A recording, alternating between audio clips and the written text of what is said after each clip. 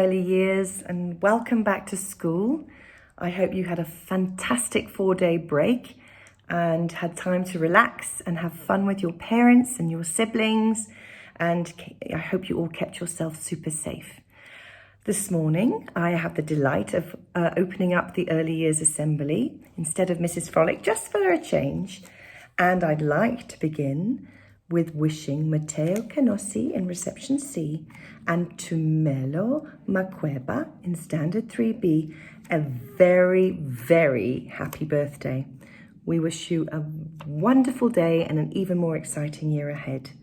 Happy birthday! Birthday to you, and may all your dreams come true. Happy, happy birthday! This is your birthday song. Celebration all night long. May all your dreams come true. We sing all together. Happy birthday to you. Happy birthday celebration. Party night, could feel the vibration. Lights are bright, we're feeling alright. We're dancing till the morning light.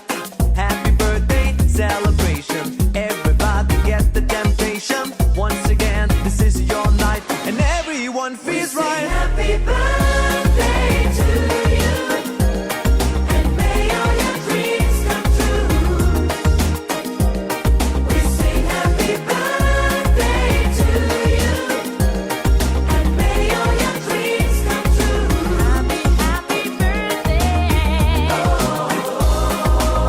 This is your birthday song. Celebration all night long. May all your dreams come true. We sing all together. Right, I'm sure you enjoyed those birthday wishes from all of us here at Northside. And now, because it's a very, very special week, I'm going to hand over to Miss Ivans, who is going to guide us through this morning's assembly, because today is all about the library and those wonderful things that we learn so much from. It's book week. Over to you, Miss Ivans. Good morning, boys and girls. Day 2 of our book week. There is no one around, so I'm going to take my mask off. I'm going to read a fairy tale, The Frog Prince. A fairy tale is a traditional story that is passed down through the ages. So let's begin. Once upon a time there was a beautiful princess. She had a golden ball, and it was her favorite plaything. She took it wherever she went. One day the princess was playing in the woods near a well. She threw her ball high into the air, and it fell, splash, into the water. She watched the golden ball sink deep into the water of the well, and she began to cry. And suddenly someone said, "What is the matter, princess?"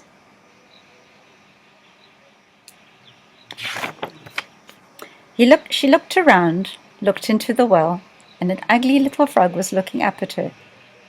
"Oh, it's you, you old water splasher," the princess said. "My golden ball has fallen into the water, and that is why I'm crying." "Stop crying," said the frog. "Maybe I can help you. What will you give me if I get your ball for you?" "I will give you whatever you want, dear frog. Would you like my fine silk dress, or my necklace of pearls, or my golden crown?" "No," said the frog. "What would I do with your fine silk dress, or your necklace of pearls? Or what would I do with your golden crown?" "Well, what do you want then?" the princess asked. And the frog looked at the beautiful princess, and he said, "I want to be your friend. I want to sit with you at the supper table. I want to eat with you from your golden plate. I want to sleep on your fine silk pillow. If you promise to let me do these things, I will get your ball for you." "Oh, I promise," the princess said. And she thought, how can this nasty little frog come to the castle and be my friend? He has to stay here in his well. But she said again, "I promise." So the frog went down deep into the well, and soon he came up with the golden ball in his mouth, and he threw it onto the grass. "Oh," said the princess, "my golden ball." And she picked it up and ran away. "Wait, wait!" cried the frog. "Take me with you. I can't go as fast as you." But the princess did not wait. She ran home to the castle, and soon she forgot all about the poor little frog. The next day at supper time, the princess sat at the table with her father, the king, and all the people of the court.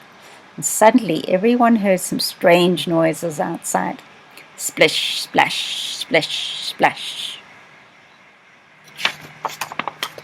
It was the sound of wet little feet coming up the stairs to the castle, and then flip, flap, flip, flap. There was a slippery little knock at the door, and someone called, "Princess, princess, open up! Princess, princess, let us sup!" So the princess ran to the door and opened it.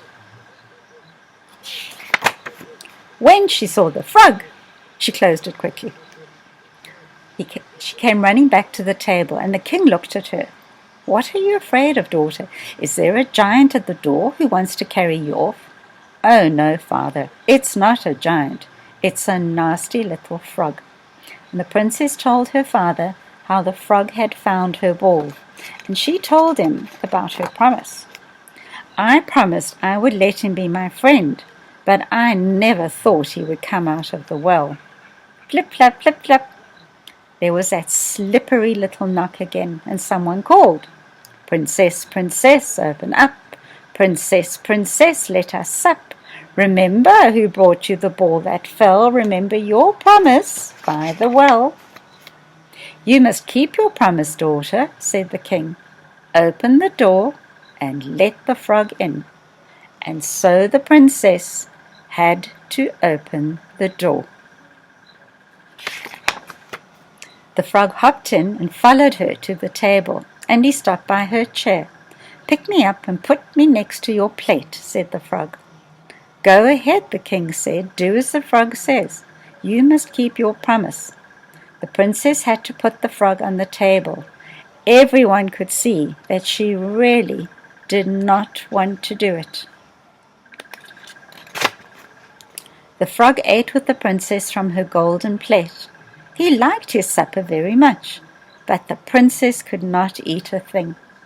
At last the frog said, "Now I am ready to go to sleep. Carry me to your bedroom and put me on your fine silk pillow." And the princess began to cry. "Stop crying," said the king. "Do as the frog said. You made a promise. You must keep it." And so the princess had to carry the frog to her bedroom. She took hold of him with 2 fingers and she put him in a corner. But the frog said, "I am tired. I want to go and sleep on a fine bed, just like you. Put me on your silk pillow or I will tell your father." That made the princess very angry. She picked up the frog and she threw him against the wall. But when he fell to the floor, the frog was no longer a frog. Now he was a tall prince with beautiful kind eyes, and he was smiling at the princess. "A wicked witch turned me into a frog, but now the spell is broken." I hope you enjoyed the story, boys and girls. I look forward to coming around today to have a look at your costumes, to see how creative and inventive you have been, and I hope you have a wonderful day and enjoy the rest of the book week. Thank you. Bye. Hillbilly rock, hillbilly roll, stand in line and away we go. A little bit of moonshine, a little bit of meat to the hillbilly rock and roll with me.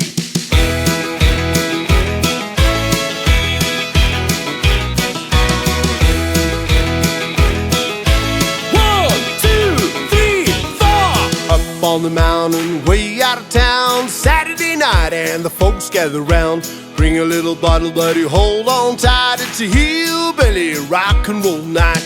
Yeah!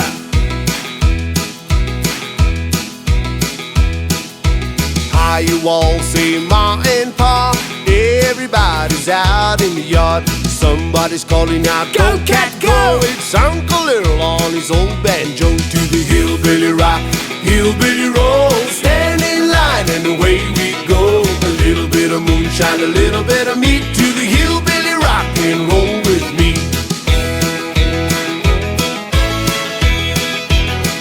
Everybody sing hee-haw! Grandpa's rocking in his rocking chair. Grandma's pretty when she lets down her hair. The hair comes down, the dress goes up. She grabs the fiddle and she fiddles to the bop. To the hillbilly rock, hillbilly roll. Stand in line and away we go. A little bit of moonshine, a little bit of meat. To the hillbilly rock and roll with me.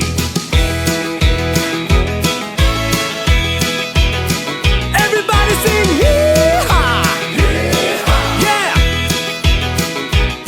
Well, everybody dance, everybody sing. Squeeze that box and make it ring. Here's a little gift from Ma and Pa. Johnny be good, it's his first guitar. To the hillbilly rock, hillbilly roll. Stand in line and away we go. A little bit of moonshine, a little bit of meat. To the hillbilly rock and roll with me. Hillbilly rock, hillbilly roll. Stand in line and away we go. A little bit of moonshine, a little bit of meat. To the hillbilly rock and roll with me. Hillbilly rock, hillbilly roll. Stand in line and away we go. A little bit of moonshine, a little